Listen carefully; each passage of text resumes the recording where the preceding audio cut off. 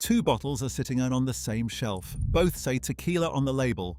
One costs $12, the other costs $150. And here is the uncomfortable truth. The difference between them is not age, and it is not the fancy bottle. It is a legal loophole written into Mexican law, a machine the industry does not like to talk about, and a single percentage sign that most drinkers have never noticed. Tequila is the most misunderstood spirit on the planet. It has a reputation built on regret, salt, limes, and bad decisions, and that reputation was earned almost entirely by the bottom level of a 7-level pyramid. So today, I am walking you up all 7 levels, from the liquid that gave you the worst morning of your life to bottles that stand with the finest whiskey on earth. And I will warn you now, the top of this pyramid is not where you think it is. By the end of this video, the most expensive bottles will not impress you, and a clear one might. Level 1. Let us get it over with. Before I show you the crime, understand what is being stolen. Tequila comes from one plant, the blue Weber agave, and that plant is a monument to patience. It grows for 6 to 8 years before it is ready, sucking minerals out of volcanic soil the whole time. It is harvested by hand by specialists called jimadors, who strip away the spiked leaves with a blade on a pole to reveal a heart the size of a beach ball, some of them weighing more than a grown man. One plant, one harvest, one chance. Nearly a decade of agriculture goes into every honest bottle. Hold that thought, because level 1 is what the industry does to that plant when it thinks nobody is reading the label. Every horror story you have about tequila almost certainly starts here. Mexican law says a spirit can be called tequila as long as at least 51% of its sugars come from the blue Weber agave plant. Read that again. 51%. The other 49% can come from cane sugar or other cheap sugars, fermented right alongside the agave. The industry calls this mixto, and the label will never say so. The tell is what the label does not say. If a bottle does not say 100% agave, it is mixto, every time. This is the liquid in the plastic handles, the well drinks, the spring break buckets. The famous gold color on the cheapest bottles is usually not age at all. It is caramel coloring, dressed up to look like barrel time. Jose Cuervo Especial, the best-selling tequila on the planet, lives here, and so do most of the bottles that come with a sombrero-shaped hat on the cap. Mixto can even be shipped out of Mexico in bulk tankers and bottled abroad, something true 100% agave tequila cannot do. Is it always undrinkable? In a margarita with enough lime, you will survive, but you are drinking a spirit that is nearly half filler, and your body knows it before your brain does. The single most valuable thing this video will teach you costs nothing. Turn the bottle around and look for the words 100% agave. If they are not there, put it down. That one habit instantly lifts you out of level 1, and honestly, above most tequila drinkers on earth. Here is where it gets sneaky, because level 2 bottles have passed the first test. The label says 100% agave, the price looks friendly, and the marketing talks about tradition. What the label does not mention is how the agave was processed, and that is the entire game. Traditional tequila starts by slow roasting whole agave hearts in ovens, caramelizing the plant the way you would roast a squash, then crushing and fermenting the juice. A diffuser does something very different. It is an industrial machine the size of a bus that shreds raw agave and strips the sugars out with hot water, and in many setups, acid. It is brutally efficient. It is also, according to almost every serious palate in the industry, the reason so many modern tequilas taste thin, sweet, and vaguely of vanilla instead of roasted agave. The plant is in there, the soul is not. No law requires a brand to tell you a diffuser was used, and some of the biggest sellers in the world are widely reported to rely on them. You cannot see it on the label, but you can taste the pattern. Suspiciously smooth, oddly sweet, no roasted earthiness at all, and a finish that vanishes in seconds. There is a free database called Tequila Matchmaker, where obsessives log production methods and additive test results for hundreds of brands. Before you buy any bottle twice, spend 30 seconds looking it up. And while the bottle is in your hand, find the NOM. Every real tequila carries a 4-digit number on the label that identifies the exact distillery where it was made, because Mexican law demands it. That little number is the most honest thing on the bottle. Look it up and you will discover that a single industrial plant can quietly produce dozens of different brands, each with its own story about a beloved abuelo and a secret family recipe, all flowing out of the same stainless steel room. 2 bottles, 2 romantic backstories, 1 NOM. The stories are marketing. The number is fact. Learn to read it, and level 2 can never fool you again. Level 2 is not poison. It is just a spirit wearing a costume, and once you taste real roasted agave, you will never mistake the two again. Level 3 is the most profitable real estate in the history of spirits. In 2017, George Clooney sold Casamigos to the drinks giant Diageo in a deal worth up to $1 billion. $1 billion for a brand that was 4 years old. Every famous face on earth took notes, and now the shelf is a red carpet. Kendall Jenner has a tequila, Dwayne Johnson has a tequila. Musicians, athletes, reality stars, all of them suddenly passionate about agave. Here is what you are actually buying. Most celebrity tequila is made under contract at large industrial distilleries, frequently in the smooth, sweet, crowd-pleasing style we just talked about in Level 2. And there is a legal quirk doing heavy lifting across this whole level. Mexican regulations allow tequila to contain up to 1% additives, things like glycerin for fake silkiness, oak extract for fake age, and sweeteners, without a single word appearing on the label. 1% does not sound like much. In a concentrated spirit, it is the difference between a wine and a wine cooler. That vanilla ice cream smoothness so many celebrity bottles share is not an accident of terroir. It is engineering aimed at people who do not actually like tequila yet. Am I saying they are all terrible? No. A couple are honest products at silly prices, and if a famous face got your friend off mixto, fine. But understand the trade. At level 3, you are paying $30 to $60, and a meaningful slice of that money is buying the name on the front, not the liquid inside. The good news is that the exact same money spent one level up buys you the real thing. Now we reach the first level I can recommend without holding my nose, and it happens to be the best value tier in all of tequila. These are the bottles working bartenders actually pour at home.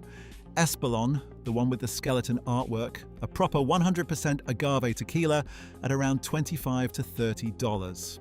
Olmeca Altos, built by 2 legendary bartenders specifically for cocktails, still roasted in brick ovens at a price that embarrasses the celebrity shelf.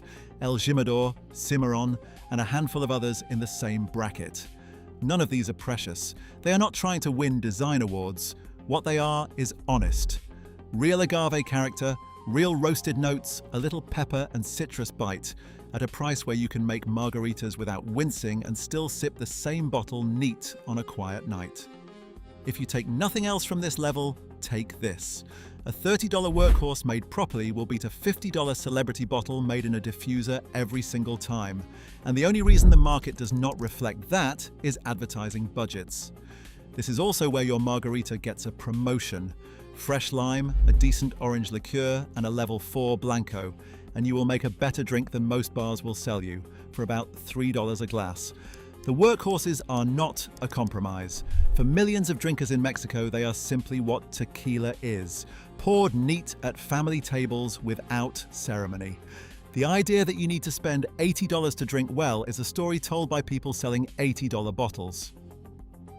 Quick pause before the air gets thin, because the top 3 levels are where tequila starts fighting whiskey, and I want your answer on record before I get there. Tell me in the comments what your daily tequila is, and whether I have just put your favorite bottle in a level that offended you. Defend it. Make the case. And if you are a whiskey drinker who still thinks tequila is a party trick, tell me that too, because the next 3 levels are aimed directly at you. I read every single comment, so do not hold back. Level 5 is where tequila stops being a product and starts being a family business with a graveyard. These are distilleries that have been roasting agave since before your grandfather was born, and the difference is not subtle. Siete Leguas has been making tequila the slow way since the 1950s, and here is a piece of history most drinkers have no idea about. When Patron launched in 1989, the liquid in those famous early bottles was made for them by Siete Leguas. The brand that became a global luxury icon was born in this quiet family distillery. Patron moved on to its own facility, Siete Leguas just carried on, stone wheels and open wood fermenters and all, selling what many consider the benchmark traditional tequila for around $50 to $60. Tapatio has been at it since 1940, and the family behind it is practically royalty among agave nerds. Herradura still roasts in brick ovens on a working hacienda that dates back generations. What unites this level is patience. Fully ripened agave, slow roasting measured in days, not hours. Fermentation that takes as long as it takes. You taste it instantly. Cooked agave, black pepper, olive brine, citrus oil, minerals, flavors with edges. This is the level where you stop adding lime, because for the first time the spirit is more interesting than the garnish. And the prices are the quiet scandal of this whole video in the good way. Because these families never hired a celebrity or bought a billboard. A bottle from a house with 70 years of history often costs the same as one from a brand invented 18 months ago in a boardroom. Heritage is the only luxury in the spirits world that is routinely sold at a discount. Take advantage of that while it lasts, because the big drinks companies have noticed, and quiet family distilleries keep getting bought. Level 6 is a small club of producers who treat additives the way a great sushi chef treats a microwave. Everything at this level is confirmed additive-free, traditionally produced and made by people who will happily bore you to tears about yeast. Fortaleza is the poster child, and the story deserves it. The Sousa family sold their famous industrial brand decades ago, but one descendant, a fifth-generation Sousa, reopened the family's original 19th century distillery and went backwards on purpose. Agave crushed under a 2-ton volcanic stone wheel called a tahona, wooden fermentation tanks, tiny copper pot stills. The result is so rich in roasted agave character that pouring it next to a level 2 bottle feels like a prank. It costs around $55 to $65 and routinely sells out. G4 is made at a distillery called El Pandillo by Felipe Camarena, an engineer from one of tequila's great families, who ferments with a blend of rainwater and deep well water and crushes agave with a shredder he built himself from recycled parts. El Tesoro still does things the hard way at altitude in the highlands. Tequila Ocho releases its tequila field by field and year by year like Burgundy wine, because they believe, and will prove to you in a glass, that agave grown on different ranches tastes different. At this level, you are paying $50 to $80, and every cent lands in the glass. No glycerin, no oak extract, no vanilla essence. Just the plant, the roast, the water, and the still. This is tequila as agriculture, and it is glorious. So level 7 must be the extra anillos, right? The $3,000 ceramic decanters, the tequila aged so long it drinks like cognac. Extra anillo only became an official category in 2006. Tequila aged more than 3 years in oak, and some of it is beautiful. But this is where I lose the luxury marketing departments, because the summit of tequila is not a bottle. It is an understanding. And before the twist, one detour, because the fastest growing shelf in luxury tequila deserves a moment of silence. Cristalino. The industry takes an aged anejo, runs it through charcoal filtration until it is crystal clear, and sells the result at a premium as the best of both worlds. Think about the mechanics of that. You pay for years of barrel time, and then you pay extra to have much of what the barrel did stripped back out. It is a genuinely brilliant piece of product design, a spirit engineered to look like sophistication while demanding nothing of the drinker. The category sells millions of bottles. I have never once finished one with interest. Long oak aging does something strange to tequila. The barrel is a loud instrument, and after enough years it starts playing over the agave rather than with it.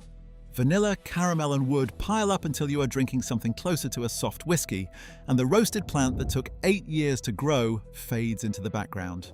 The most famous luxury tequila in the world sells in a hand-painted ceramic decanter for hundreds of dollars, and I will say this carefully. You are buying a genuinely beautiful piece of pottery. Whether the liquid inside justifies the number on the tag is a question its marketing department would prefer you never ask. Because here is the secret the purists already know, and the reason level 7 looks nothing like the ads. Ask the master distillers at the houses I just named what they drink, and the answer, again and again, is Blanco. unaged, straight from the still. No barrel to hide behind, no caramel fog, nothing but perfectly ripe, perfectly roasted agave and the skill of the person who made it. A still strength. Blanco from a producer like Fortaleza or G4 is the most honest spirit I can hand you. Every flaw would be visible. There are no flaws. That is the flex. So the 7th level of tequila is this: the confidence to walk past the crystal decanter, past the age statements, past the celebrity signatures, and pick up a clear bottle that costs $60 because you finally know exactly what you are tasting. The pyramid ends where the spirit begins. An 8-year-old plant, a stone oven, and nowhere to hide.